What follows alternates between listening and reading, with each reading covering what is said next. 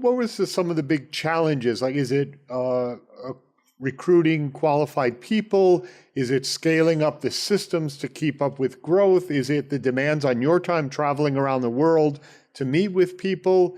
So what are some of those things? Because in entrepreneurship, as opposed to small business, we really want to think of a scalable business model and really the ability to expand. And you've done it on a global basis. You hit upon the number one thing for our business, and I suspect for a lot, particularly service businesses, the number one thing, and that is the ability to find, hire, and train good people. And that's a huge, huge challenge for businesses our size. In sort of the beginning, Ted and I would interview somebody, and after they left the room, Ted and I would look at each other. Well, I kind of like that person. What do you think? Well, they seem good. Yeah, let's try them. Okay. And it was a very, lousy system. Yes.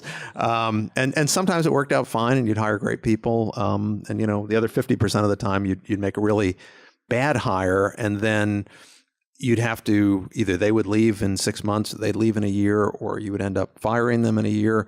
And it was very disruptive. And within a small company, that's a terrible thing.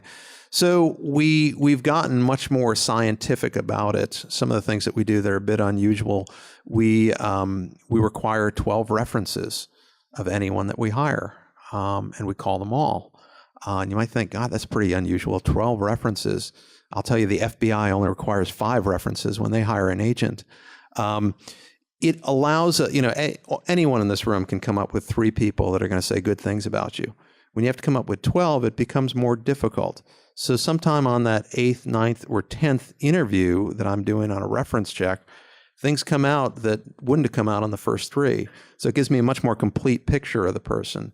We require a peer interview. So if we're trying to hire someone for an account executive position, I want that candidate to sit down with someone who's actually doing that job, because I don't want them to hear about DCI through me. I want them to hear through the eyes and ears of someone who's actually doing that job. So frankly, they know what they're getting into.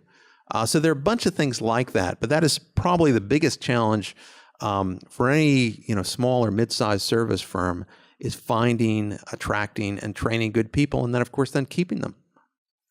No, it is. I've got the opportunity to interview a lot of entrepreneurs and some very successful ones, and almost 100% credit the success to hire someone smarter than me and delegate.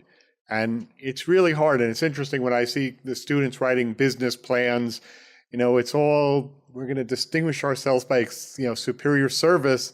But then it's like, we're going to pay minimum wage and, just get student interns and do things that way. It's very, very hard to attract, recruit, train, and retain great people.